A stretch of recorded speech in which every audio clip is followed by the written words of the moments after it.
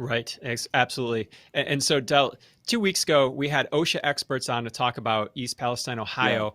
And we told you, and also they told you, be careful not to move back too soon. There was still a danger there. And they even said one of their first recommendations, if you had the means, was to not live there, to move. And so we're going to give a little update on that because that story is still moving in the headlines Yeah. here.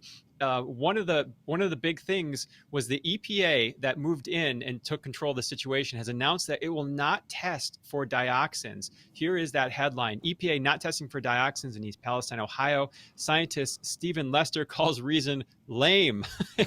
and the reason the Lame EPA said indeed. they said Criminal. How about? yeah, exactly. They said we're not testing because, well, we really don't understand. We didn't really test and we don't have a background rate. So we can't really compare that against it. But who is testing? This is great news. We have empowerment by the people. We have independent researchers moving in to take the testing into their own hands. Check this out. All right. We're going to be looking for a lot of chemicals, including dioxin. We're doing a lot of soil sampling and water sampling. My view is that it was a bad decision to release it and burn it. So I have undergraduate and graduate degrees in chemical engineering. I mean, I've brought respirators and stuff with us. The problem is to wear a respirator, you need to know what to protect from, right? Hydrocarbons, acid gases. We're here, I think, the first group independently to try to figure out what's really here, because what they were measuring most of the time is what they call VOCs, which is just some generic, it's not a specific chemical, right? I couldn't, in good conscience, until we get some sampling data, know what to protect against. I've been involved in these before. They know that things are going to dissipate with time, so they measure things that don't really matter. There's evidence that when you burn vinyl chloride poorly, and it was definitely burned poorly because it had such a black plume. If you think of in the old days with a carburetor, if you had the air-fuel ratio wrong and you had black smoke, that meant you had too much fuel not enough air. And that black is carbon, right? So it doesn't combust all the way to CO2. When there's incomplete combustion, there's evidence that part of the vinyl chloride goes to dioxin, and dioxin is one of the most deadly compounds known. If you measured air, it has a lot of components like oxygen, nitrogen. It might have carbon monoxide, right? So if you measure VOCs, volatile organic carbons, that doesn't tell me anything other than you're measuring carbon. But I want to know, is it vinyl chloride? What is the individual component? So they purposely measure with a cheaper instrument total hydrocarbons, but I want to know what the components are. I love humanity. I love people that step up and take things in their own hands. It's so beautiful. It's great. Yeah, that's such a feel good story there, and he's really helping a lot of people get that information. And so the other big story coming out of there is as where they're putting these materials, these waste materials in the wastewater. So Del, got some bad news. They're actually bringing it to your backyard. Toxic wastewater from Ohio train derailment moved to Texas. So No, the Houston suburb of Deer Park, I can't Texas, is escape now these the fools. Jesus. It's Deer Park is the suburb of Houston, is now the new home to 500,000 gallons of wastewater. And what they do is they inject this into underground tanks. They say allegedly is below the water table. So that's how they're doing it. Indiana, same situation. They're getting another shipment as well. Indiana landfill, they're actually putting it in the landfill to house waste shipments from toxic Ohio train derailment.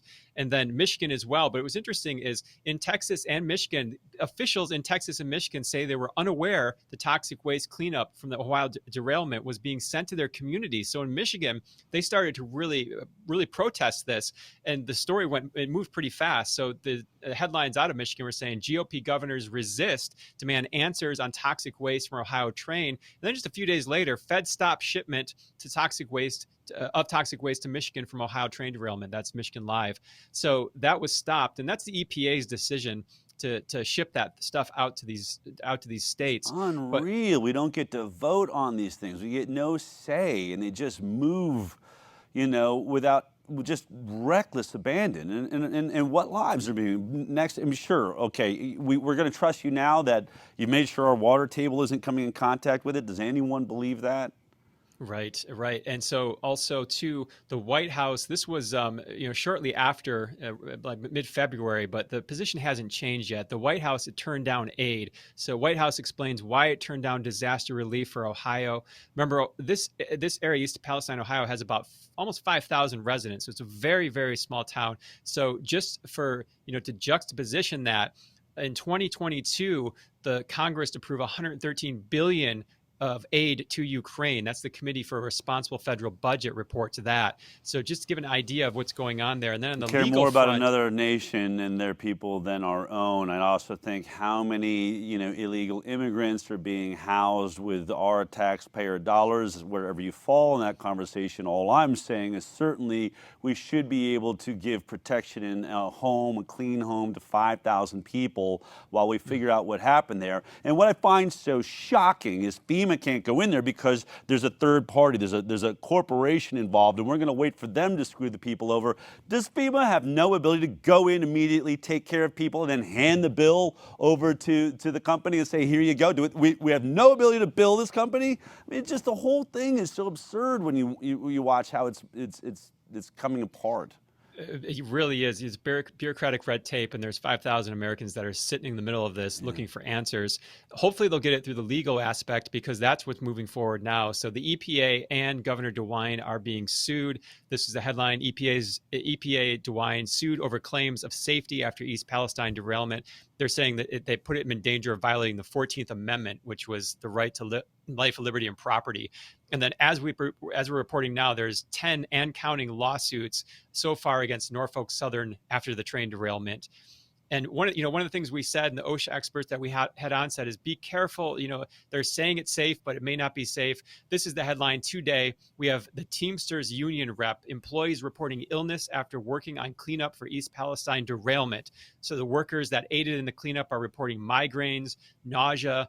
And this is the latest breaking news here. So you can probably expect another lawsuit from those workers as well, because they were probably told to go in before it was safe to go in to clean up this mess. So that's the latest updates, what's going on in Ohio.